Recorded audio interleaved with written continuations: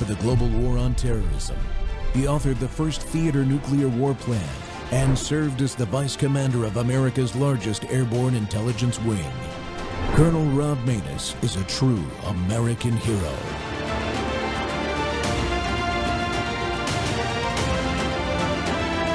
This is Rob Maness Live. Read, "Hey fascist!" exclamation point. Catch! Exclamation point. Do you think Donald Trump is a fascist? Yes, I do. No one has ever been more dangerous to this country than Donald Trump, and he is a fascist to his core. Hey, let me shut down the Senate! We are at war! We're in a war right now. We are at war. So you have to be willing to do whatever is necessary in order to save the country.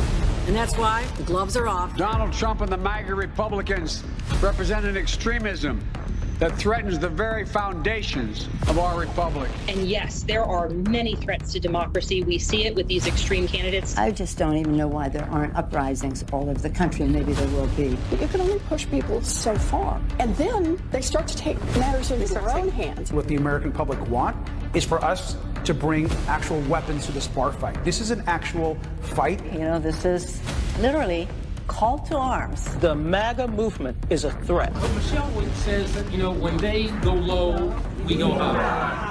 No. With all due respect, if they go low, we don't go high. When they go low, we kick them. We take them to the mud and choke them out. And make sure that they stay down. And you know what? Kick them when they're down, because they deserve it. Get up in the face of some Congress people. We are going to be in your face. We are going to be on your...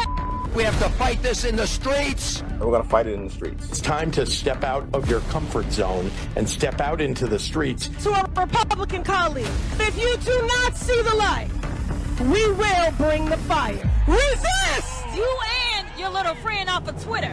Y'all about to find out. And if you see anybody from that cabinet in a restaurant, in a department store, at a gasoline station, you get out and you create a crowd. And you push back on them. And you tell them they're not welcome anymore, anywhere. He's not going to have a third term. He may not finish this term.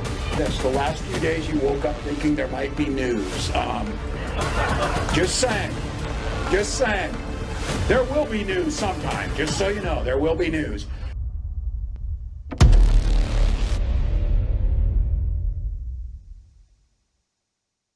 Welcome back to More War Monday, folks. The Rob Maness Show is live on Worldview Tube and our X Spaces simulcast. Well, the American left demands war every single day now. Did you notice those calls for violence by leftist elected officials go back a decade or more? When the people you believe are telling you the truth call for you to commit violence on your fellow citizens repeatedly, don't you tend to want to do what they say? That is the core of what is wrong right now inside of America. But it's worse than you think it is, my friends. While these people have been in power, they've let our country be infiltrated by communist Chinese males, Islamist Nazis, drug cartel gangs that are more vicious than any other nation-state enemy we've seen. And they've created a homegrown red-green woke alliance that gets assistance from them to commit heinous acts of terrorism like what just happened to Charlie Kirk. I said it. It's an act of domestic terrorism by Antifa. Mark my words. Well, my guest today to dig into all this is Brian Stahl, who is running for Congress in Texas's 6th District. Brian is a Christian, husband, father, law enforcement officer, and lifelong public servant. For 20 years, he was proudly worn the badge to protect and serve our community, and now he's ready to take that service to the next level. He currently serves as a councilman and mayor pro tem for the city of Covington and a task force officer with the Department of Homeland Security's Homeland Security Investigations. Brian, welcome to the Rob Maness Show. Colonel, thank you very much for having me. I really appreciate it. Hey, I wish it was better times. And normally I don't have candidates on More War Monday. And we're talking about different types of conflict some the United States is involved in, some not, that are outside of the country. But the last few episodes of this, we've had to talk about the war that the left is trying to initiate. They're in a non-kinetic war right now, but they're trying to initiate a complete civil war, a shooting war, and we've got to talk about it so that the American people understand what we're facing here, don't we? No, I agree 100% with you. And, the biggest thing that I gathered from the intro there is words matter. You know, Yeah. Words absolutely matter. And when they're said on, national television and they're spoken by elected officials, people decide to actually act upon those words and take up arms. And you're right. What they did to Charlie Kirk is disgusting, and it is something that needs to be, dove into even deeper than we have. And I think the FBI is doing a good job with that. I heard some stuff on it this morning, but no, I mean they're bringing war to us, and they're trying to silence us because they realize that when they can't, beat somebody like Charlie uh, in a debate, then they decide to use bullets, and that's not okay. That's something that we cannot stand for in this country. Yeah, but we've allowed it to go on for decades, We since have. 1962. This has been happening. And when you look at the assassination modeling of what these assassinations all look like, the political ones, they all follow the same model.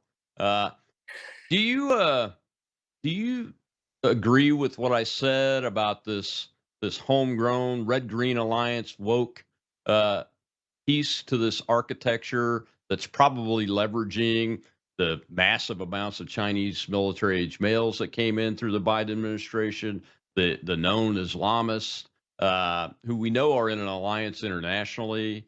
Do you tend to agree with how I've characterized that in my opening?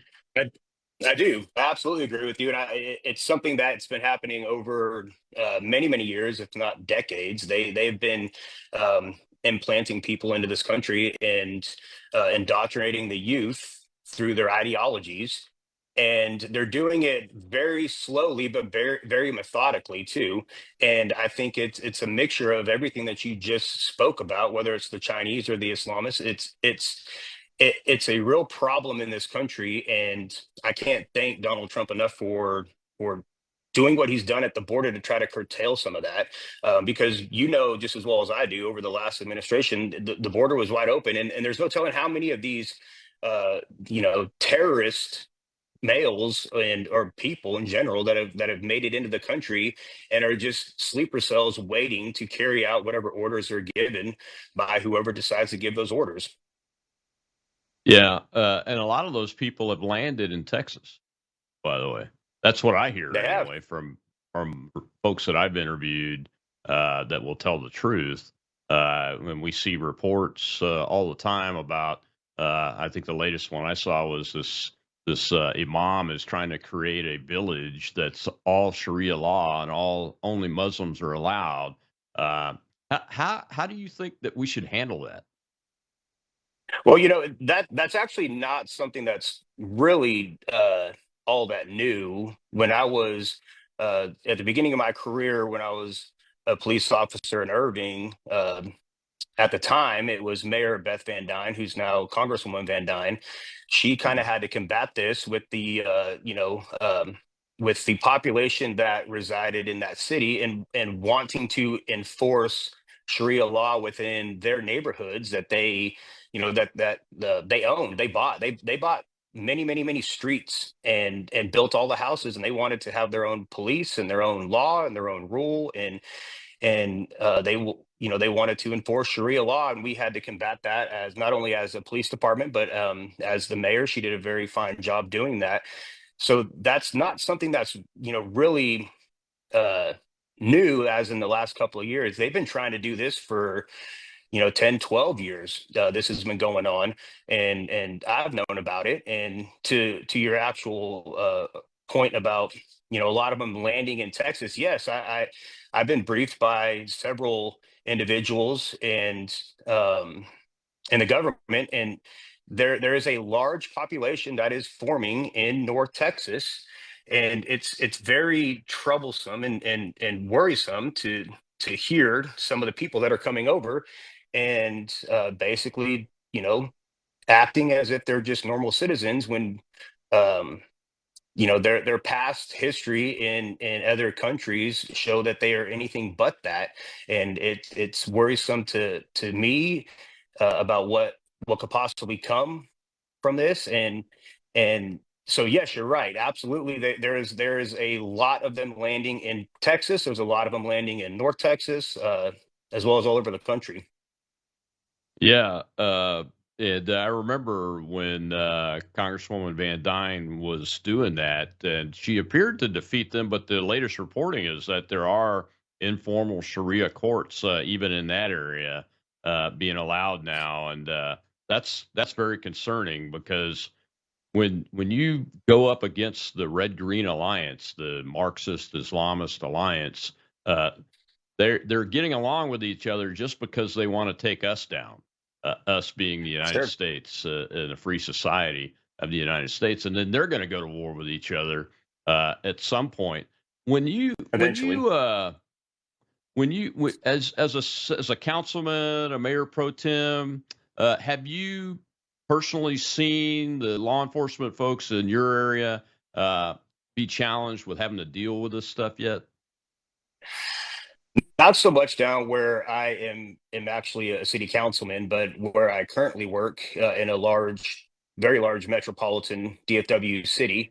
Um, we have to combat that to some extent. It's not to the extent that we're seeing a little further north, kind of in Minneapolis, obviously, or out west, but it's getting to the point to where it's starting to gain momentum, and it's something that needs to be addressed, and it needs to be met with appropriate force to combat those things from happening. Do you think law enforcement has the right authorities to be able to combat this, especially if there's an international connection? I do. I think that they have all the abilities to do it. Now, whether or not they have the personnel and the um, you know if they are properly funded and have the right tools and equipment to combat it, that's a totally different subject that we could talk about. But do they have the right to do it and to have the abilities? Yes. Do they have the capability of doing it? It depends on what scale it gets to. We were very fortunate in how we were able to kind of handle the protests with the George Floyd incident and all the things that came from that. It looked significantly different than it did to our neighbors to the east of us. Um, and it's kind of it's one of those things where that was almost like a testing bed to see what they can get away with, and it exposed a lot of things for law enforcement, some bad, some good, but I think we need to continue to uh, monitor this and make the public aware of all these things that are happening. That's the biggest thing, is making the public aware, because we can't be everywhere at one time. Yeah, I mean, it's very concerning when you have the media backing up the left in their narrative they're pushing now. One of them is that, well, these groups don't really exist. There's really no funding sources to groups like Antifa from these left wing billionaires, and these nonprofits that the right says are getting government dollars that are going to these terrorist organizations for resourcing and training and recruiting people like Tyler Robinson, the shooter Right. In the Charlie Kirk assassination attempt. We have to combat that. And in the next segment, I'm going to open up with a little clip from Stephen Miller talking about bringing the federal government to bear. I want to get your thoughts on that and what your ideas for Absolutely. going into Congress along those lines are. We'll be right back with Brian Stahl, who's congressional candidate for Texas 6. Congressional candidate for Texas 6. I'll be back in a moment.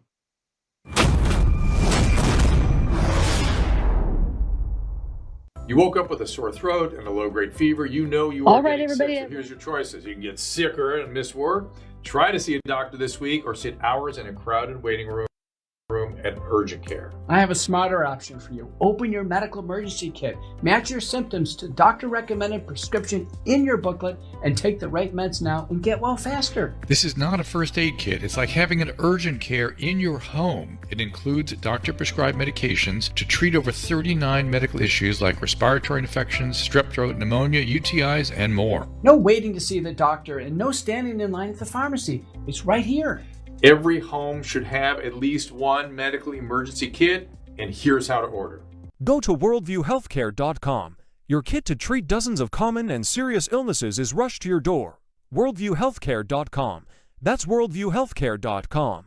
The emergency kit available at worldviewhealthcare.com. Make sure you don't have to go to urgent care. I got pneumonia. I didn't have to go. I took this last year. Stayed at home, went to bed.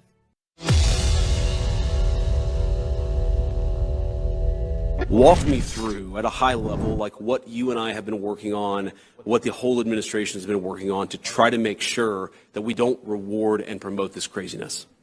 Yes. So it's an excellent question. I've said this before, and but it bears repeating.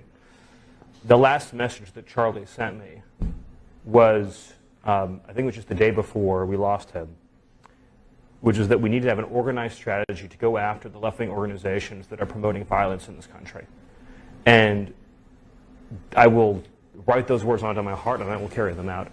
If people ask me, what emotions I'm feeling right now, this is something people say, I mean, you kind of know the answer. There's incredible sadness, but there's incredible anger. And the thing about anger is that unfocused anger or blind rage is not a productive emotion. Right.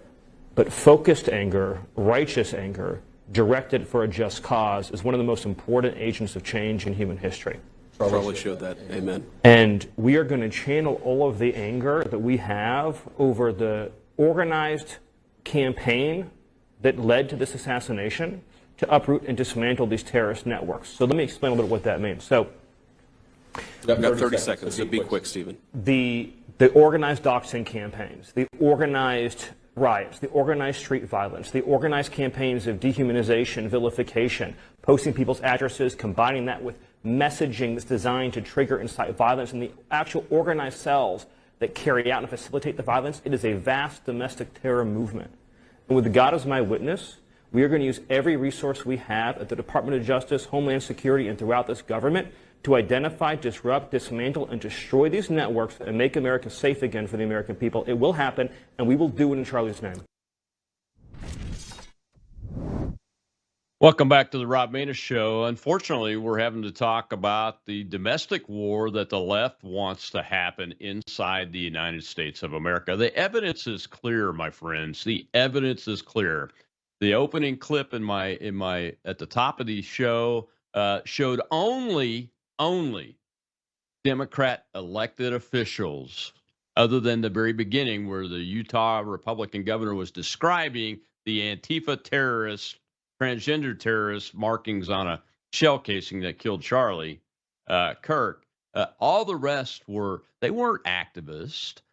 They weren't non-elected people. They were all elected officials serving in the government of the United States at various levels when they said these things, calling for war against half of the American people inside this country.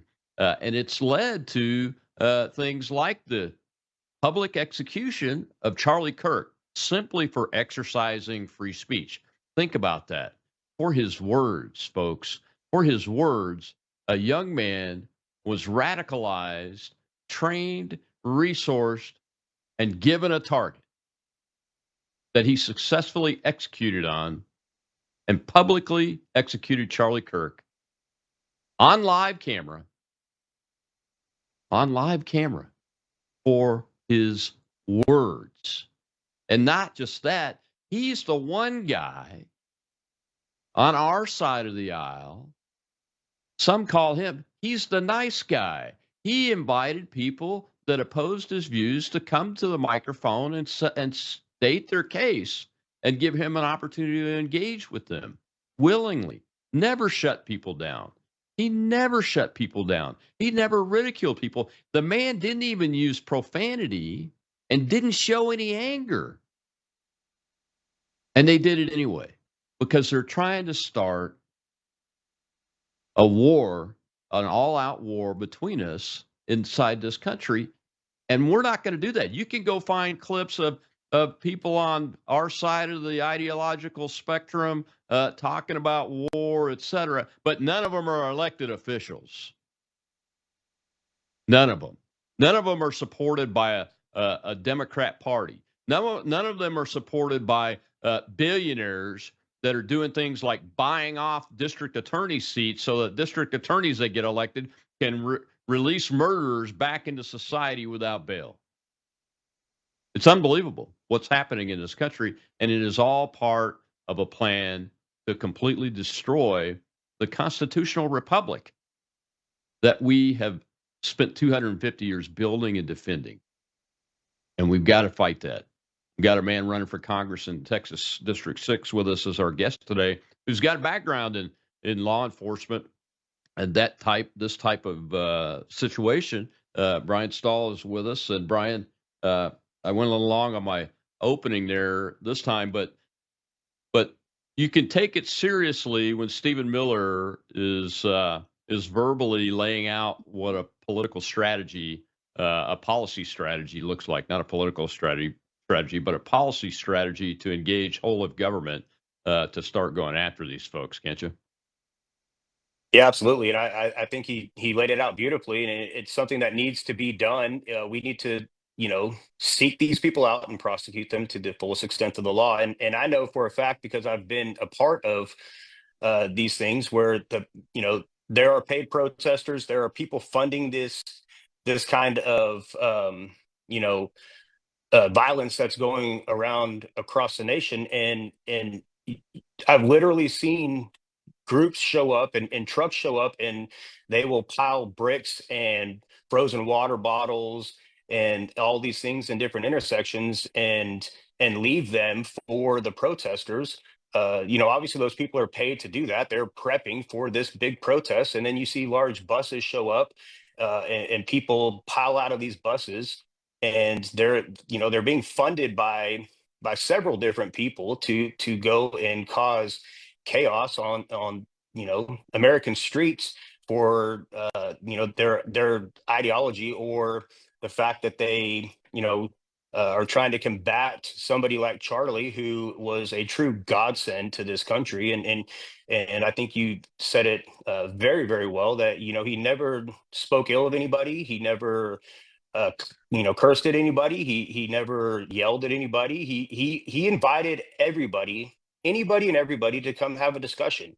And I think that's what needed to happen. And I think him doing that on college campuses really opened the eyes of a lot of young people in this country, and kind of showed them a different perspective from what they're being indoctrinated with in the collegiate system, and in actually all schools through the United States. And I think that that started to scare a lot of people, and the amount of support that he was gaining, uh, it was something that they couldn't control. And when they couldn't control it, they had to end it. And unfortunately, they decided to end his life. And that's it's something that's very near and dear to me, because I'm personal friends with several members of his security detail that were there that day. So it's sickening, and we need to put a stop to it. We need to put a stop to the funding. We need to put a stop to all of these kind of things that happen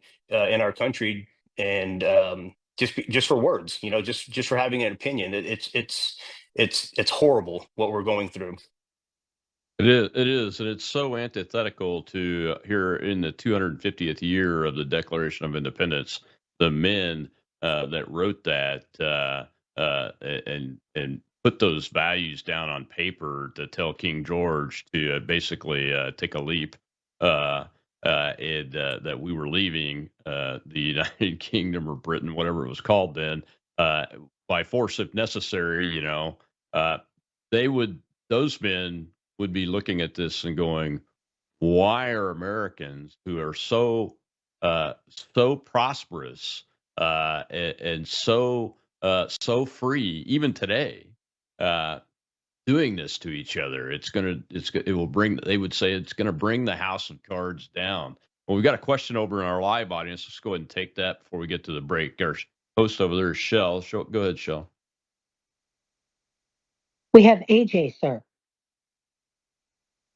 Thank you, Shell. Thank you, Colonel. Mr. Stahl, it's a pleasure.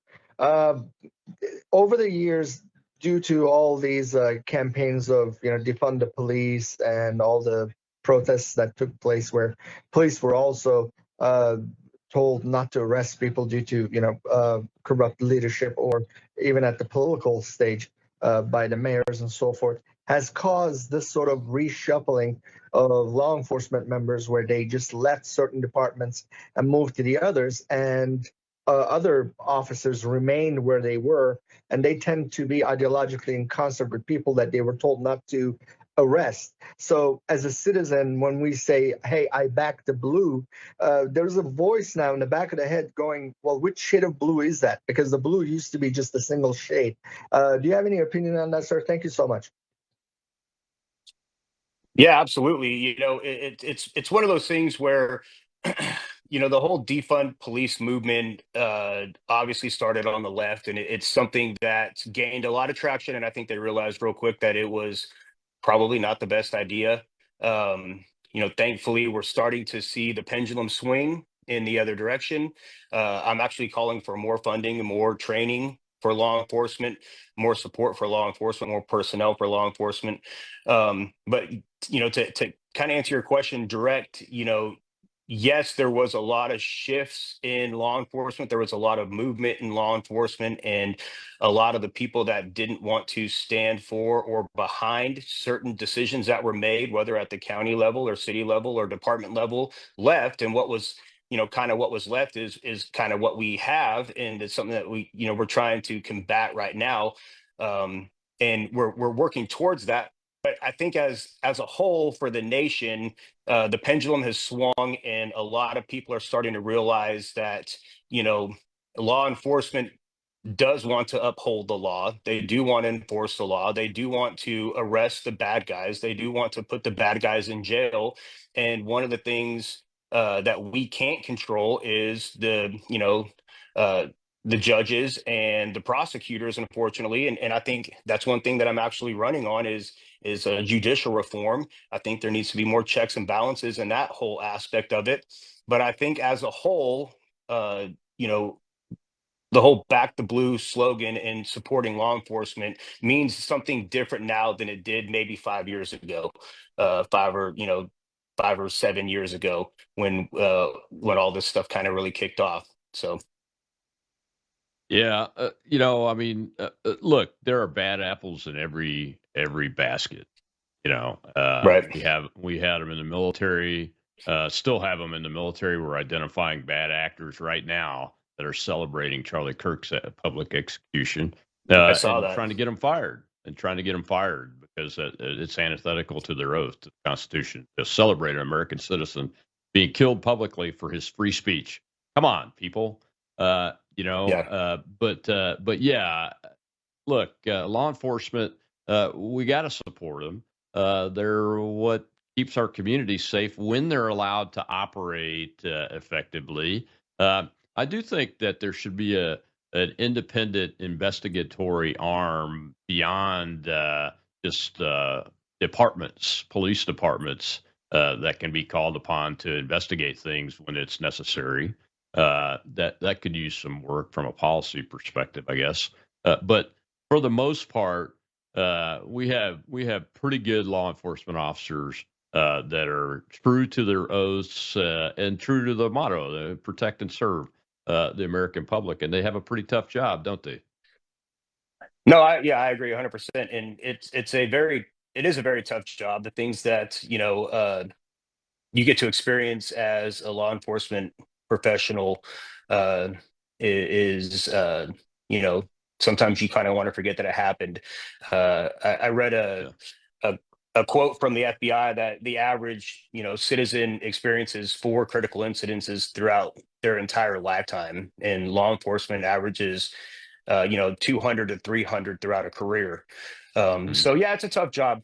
But with that being said, I do like the fact that you brought up there are bad apples. There's bad apples everywhere. I cannot disagree with that. There are people that are wearing the badge throughout the country that probably don't deserve to wear the badge.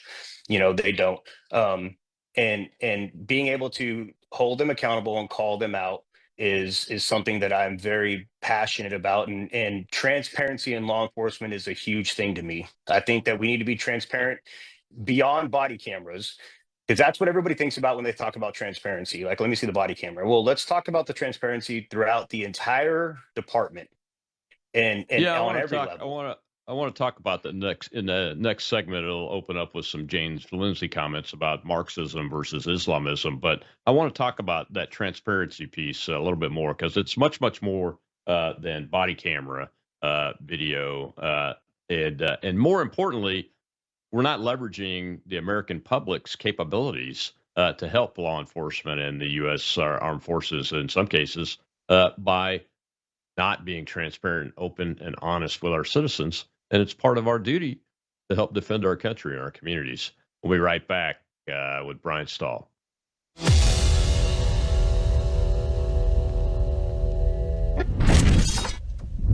The businessman from Texas that spent years trying to bring the perfect red heifers to Israel is coming to speak in Collierville, Tennessee, outside of Memphis, on Friday night, October 3rd, Saturday, October 4th.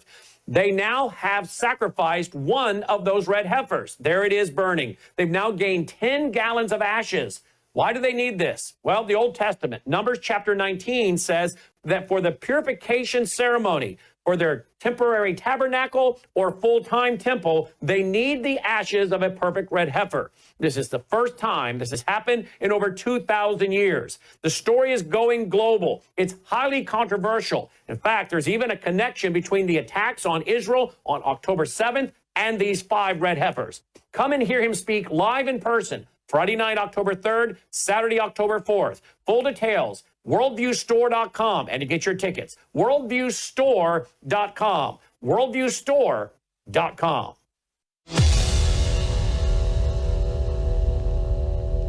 The Islamists want to tear down Christianity. They want to destroy Judaism. They want to tear down Western civilization completely. And they want everything to be Sharia law across as much of the globe as possible.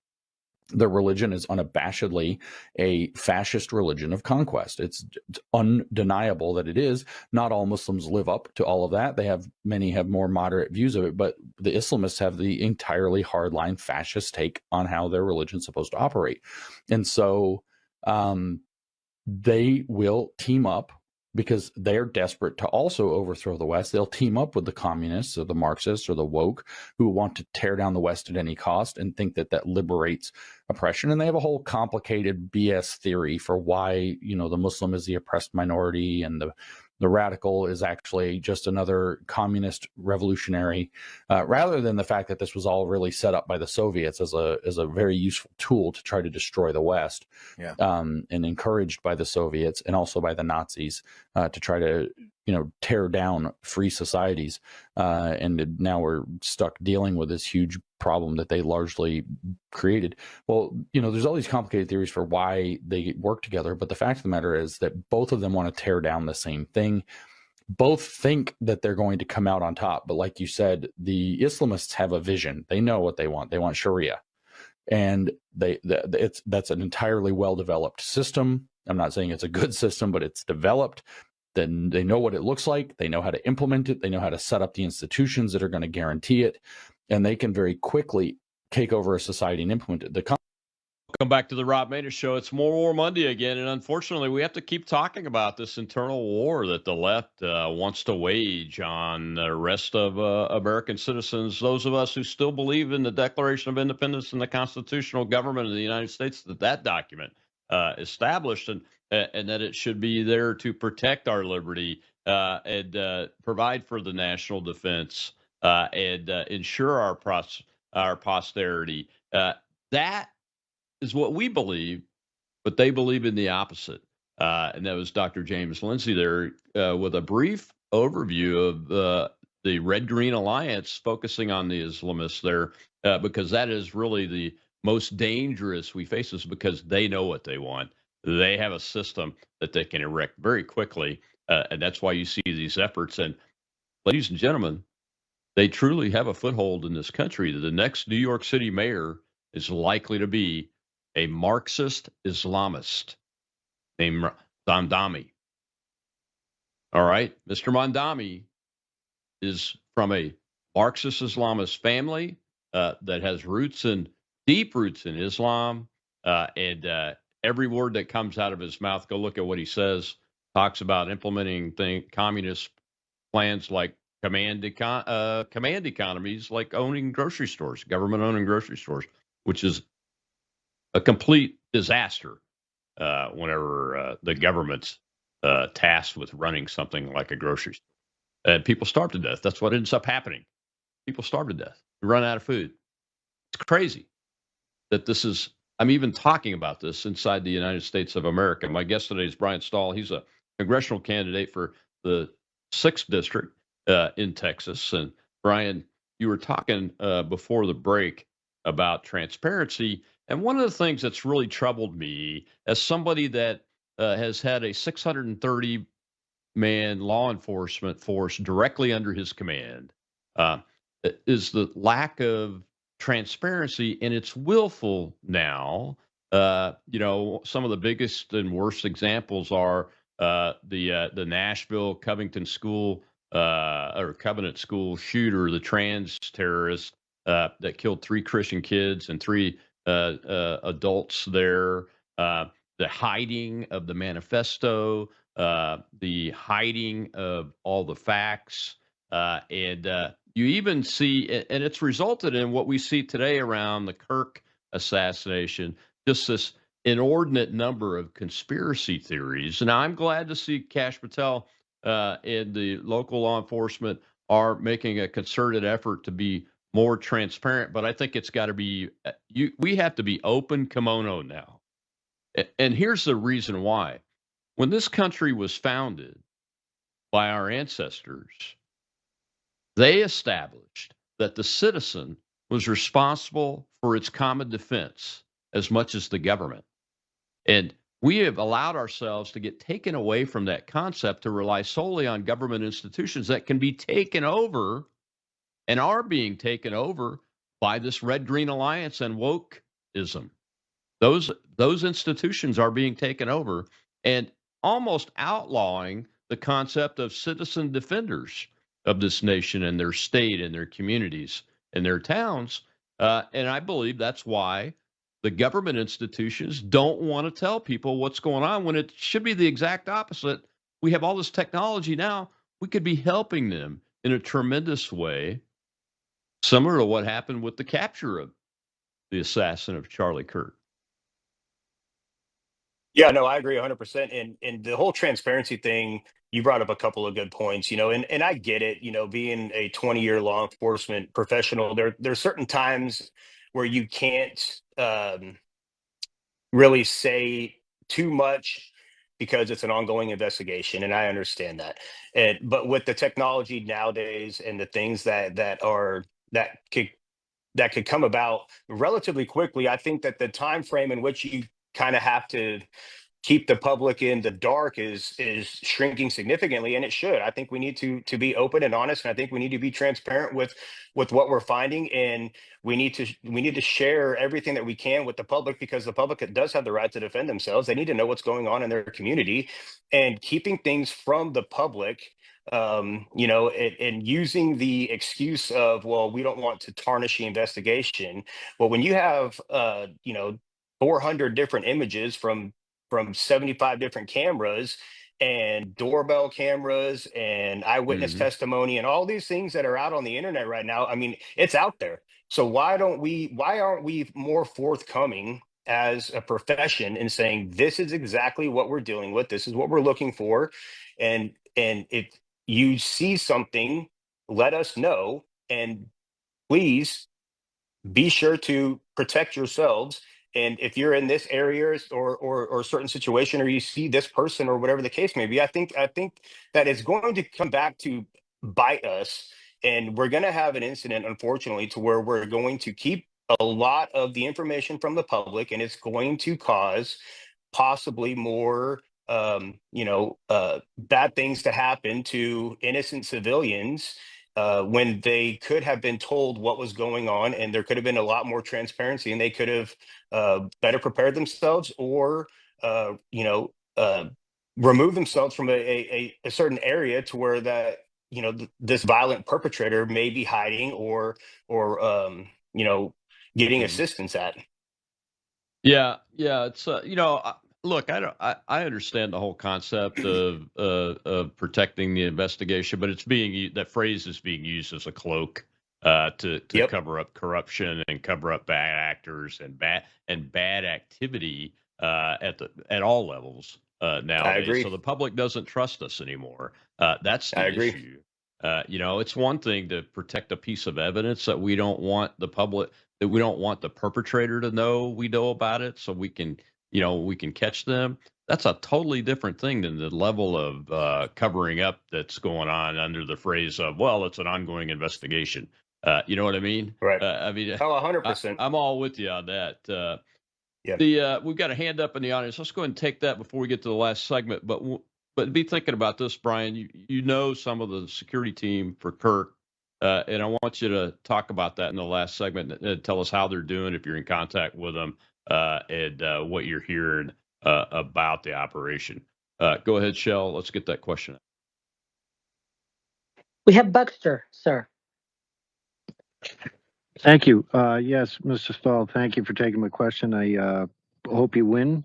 I just wanted to ask, do you have a plan to work with the law enforcement schools, not necessarily the academies, but when they go for specific law training in the schools? Because it seems like I would assume that some ideology can be implanted there. And I've heard that from some friends that are in older officers, say that these kids come out of these law enforcement training schools and law schools, and they seem to have the ideology implanted. Do you have any plans to work with those schools to see what's actually being taught? Yeah, great question. Thank you very much for that. So I have been assigned to our police academy for the last 8 years, full time as a firearms instructor. So I am very um, in tune with what's going on at the academy. And, having people come in and, infiltrate, I think is what you're kind of alluding to. And I could be missing it there, but I haven't seen that. Now, to how can I support that? I think that there's a lot of things in law enforcement that people don't realize, and that officers get training on certain things, and the only time they get that training is during the academy. And they can have a 20-year career, and they haven't had training on certain things that they probably should get training on every couple of years. And so that's something that I'm really pushing for, is making sure that we have the proper training and being able to facilitate that within law enforcement. And it's not just the big training of firearms and driving and defensive tactics and pepper spray and all those things, but it's actual law, it's mental health training, it's a whole plethora of things that I think is something that needs to be focused on throughout somebody's career, and not just touched on in the academy. And I think in order to do that, we have to fund them properly and support them. And I think by doing that, we can also kind of take a temperature of the people that are out there actually serving the citizens. It's much easier to kind of to get a grasp on what an officer is going through, or how they're feeling, or what their thought process is, if you make them come back and train them on certain things, and put them through different scenarios where they have to make decisions, and they have to justify decisions, and they have to do all these things. I think we have a better understanding of where their head space is at, right, wrong, or indifferent. And if we see something that is alarming to us, then we can address it and maybe provide further training or go a different route if it's for the betterment of the community and the department. Yeah, I agree with you. Exactly right. We're going to take our last break. When we come back, we'll see a little clip from you, actually, Brian, in your campaign. We'll be right back with Mr. Brian Stahl.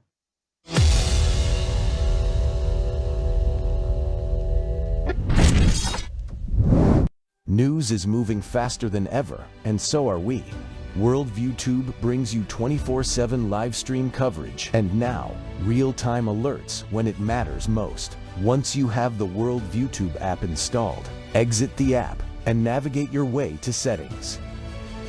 In Settings, locate the tab labeled Notifications. Select the Notifications tab. Scroll down until you locate the Worldview Tube app icon. Select the tab, and here you can turn on and customize your notification experience for the Worldview Tube app. News doesn't wait, and neither should you.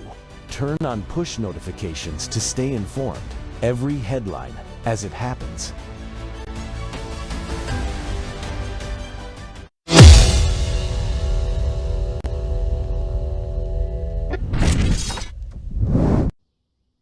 Hey everybody, my name is Brian Stahl. I wanted to take a quick minute to introduce myself to you guys. I've been in law enforcement for 20 years. I'm a proud Christian, strong conservative, proud parent of 3, and husband to a beautiful wife. We're out here in Hill County, Texas in District 6, where I'm excited to be running for U.S. Congress. I want to continue to serve my community like I've done for the last 20 years by serving the people of District 6. I want to take the fight to Washington, but I need your help. I need to hear from you guys. I want you to know that you can reach out to me. Leave me a message, send me an email, leave me a phone number and I will contact you. You can also contact us on our website, stallfortexas.com. I can't do it without you. I need your help. I want to fight for you. Let's take this to DC. Let's make a difference. God bless you guys, and we'll see you on the campaign trail. Welcome back to the Rob Maness Show. That's my guest today, Mr. Brian Stahl, a congressional Texas District 6 candidate for 2026. But we've had to, unfortunately, we've got to keep talking about this war that the left and its partners want to create inside the United States. It's a deadly proposition, And Brian, welcome back. You said you know some of the security team members on Mr. Kirk's security team. I just wanted to ask you if you've been in contact with them. How are they doing? I mean, that's devastating. I've done protection work both as a worker bee and as a commander before of even the president of the United States, and I know I would be devastated. Yeah, it's been a long 12 days or so. I was in contact with them within an hour of it happening. There's 2 guys that I'm very, very close with. One of which was there, and I got a lot of details from well before it was made public, to the masses, and it's something that I don't think it's truly really hit them yet. I know that they were at the event yesterday afternoon in Arizona. They flew out to that, and I don't think they've had the time to really truly decompress from the whole incident yet. They were very, very close to Charlie. They were personal friends of Charlie, and they're very, very close to me, personal friends of mine. One of them was my old sergeant. One of them was my old partner for 8 years. So it's kind of evolving. They're doing as best as they can, and I'm really trying to focus on their mental health right now, and making sure that we're here for them. And if they need me, they can call me at 2:00 in the morning. We'll go grab a cup of coffee, and if they need to debrief or discuss anything, then I'm here for them. Is there? I'm glad you brought up the mental health. I've been engaged in trying to counter veteran suicide since even before I left active duty, because I had a suicide on my watch as a commander, and I know you've worked actively in that space, suicide and blue. amongst law enforcement officers. So is there anything that, as a congressional member, any kind of legislation that you've thought of to try to address that? Yeah, so I've been very involved in COPS, which is Conservative Police Survivors, and then I'm a founding national board member of Survivors of Blue Suicide, or SVS, focuses on the suicides of law enforcement officers, and SVS really focused on the family and coworkers of law enforcement officers that committed suicide. And I think there's a lot more that we can do, not only for our veterans, but for law enforcement. And I think that we need to support them. I think there needs to be a lot more programs, quite frankly, like the COPS program, to provide open dialogue and to provide non-judgmental conversation, and to make sure that they understand that it's not taboo. And I think there's a lot of retreats that are out there that are really good, that bring a lot of people together, that are kind of suffering from the same thing, but they don't feel like they can say it because they may be judged. So funding programs like that for our law enforcement, first responders, firefighters, police, paramedics, and our military personnel, I think is something that's huge, because unfortunately, that is the number one life taker when it comes to veterans and a lot of law enforcement personnel. There's a lot of I've lost 4 close colleagues to suicide throughout my 20-year career, and there's a lot of veterans that decide to unfortunately take their own life. And I think that we could do so much more for them, and we need to do so much more for them, and we need to provide those services. Absolutely right. Well, let those guys know that that they're in all of our prayers, and we're pulling for them. A lot of us understand exactly what they're going through, and we want them to be successful. Is there anything that you've talked about with them that they may want the public to know about, that the public should know about, that they feel like is getting short shrift in this whole scenario? No, not necessarily. Obviously, there's all the conspiracy theories out there. They're running wild right now. I think that the FBI is doing a great job in kind of putting out what they have so far. I from what I know, it's what is being portrayed, and I know kind of the behind the scene things that happened after Charlie was shot.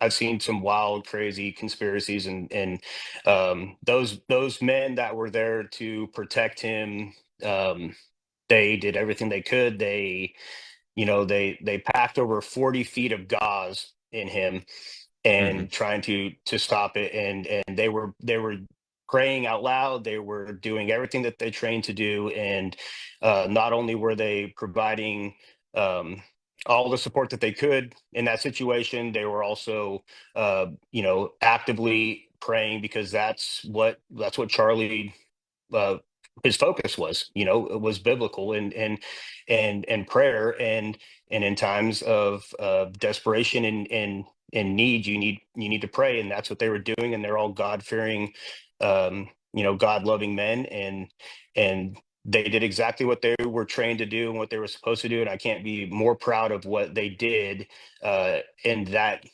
devastating instant, and then the hours after that. Well, thank you for sharing that. I appreciate that. I knew that would be a tough question, but well done. Well done. On the subject of Christianity, you're a Christian like I am. I keep seeing this pejorative. It's been used against me before, but it's being used against Charlie and everybody, all of us that still believe in the Declaration of Independence and the Constitution, that we're Christian nationalists as a pejorative. Look, I love my country, so I guess I'm a nationalist and I am a Christian, but I don't get the pejorative. Why these folks try to paint us as bad people that are against America and the rest of Americans. Christians welcome everybody. Christianity is a choice. You know, I mean, I tweeted, I quote tweeted a person that was saying, I want some of this Christianity that I saw. She was, I think the person was Arabic maybe. And I just went back and said, okay, here's the things you do. Here's what Charlie would tell you. Basically, repent of your sins, ask for forgiveness, and have faith and declare your faith that Jesus was born of the Virgin Mary, lived on the earth, died on the cross for you, and was raised from the dead 3 days later, and you will have it too. Amen. Are you concerned? Is that one of the reasons why you're running for Congress? Is to try to get at this and put this in a box that doesn't need to be opened anymore? This negativity about a Christian nation, which is really what we started as. It's Judeo-Christian law, but we started as a Christian nation. The laws are written for a Christian people and a virtuous people, to paraphrase the founders. What will you do to fight that and push back against it in Congress? The biggest thing is just to keep talking about Jesus and God, like Charlie did. There's always going to be the people that are going to combat that. There's always going to be the temptation. The devil's is live in the flesh amongst us, walking around, and it's one of those things to where that didn't deter Charlie from speaking the gospel and utilizing that stance and that love of humanity to bring people together to have a conversation. And I have no idea of knowing how many people Charlie affected. I don't know, but I know that through his debates and through his gospel and through his preachings that I would, venture to guess it's thousands and thousands and thousands of people that he has brought to the Lord, at least if, not for the long term, but for the short term. And he opened people's eyes and he made them realize, hey, this is the Christian way of doing things. We love everybody. We want to see everybody prosper. But we have to have discussions about tough things sometimes. And if you root those discussions in faith and Christianity, and at the end of it, we don't see eye to eye. Well, you know what? I love you as a human. You love me as a human. We can agree to disagree. And until the next time we meet, I pray for the best for you. And I hope you do the same for me.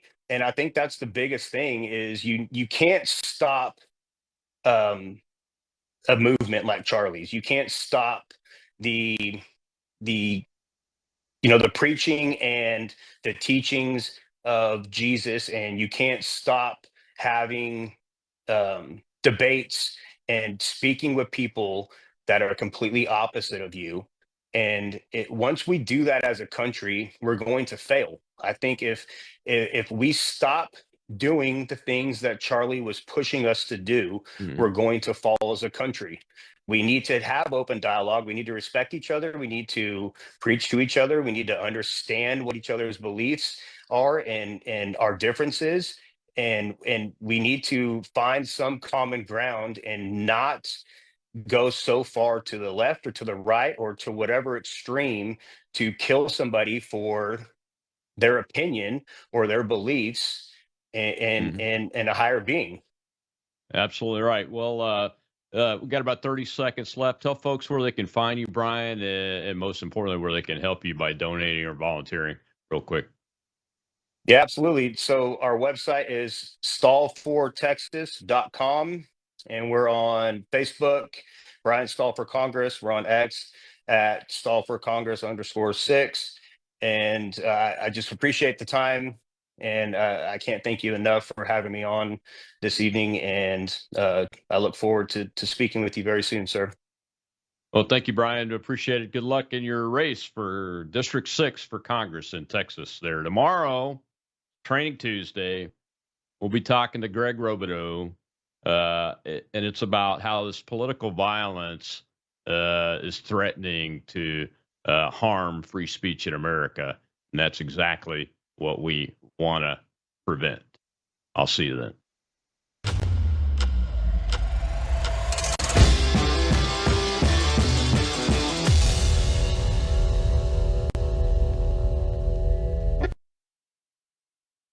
But with Brandon, it's